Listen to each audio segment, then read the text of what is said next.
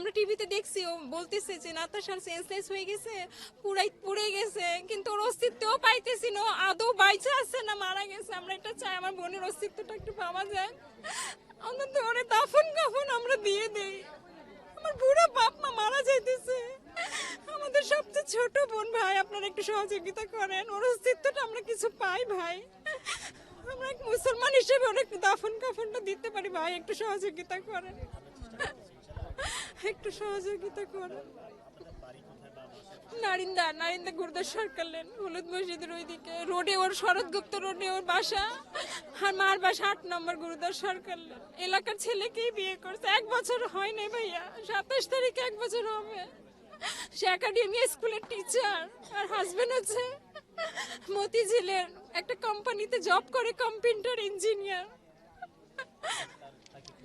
আমরা খুব চেষ্টা করতেছি, হাইরা গেছি ভাইয়া, পাইতেছি না। এখন মেডিকেল থেকে বলতেছে ডিএনএ টেস্ট করে দেওয়া হবে। অনেক আত্মীয় স্বজন, লাশ কার আছে আমরা জানি না, আমার ভাই দুলা ভাই সব গিয়েছে। আপনারা একটু সহযোগিতা করেন আমার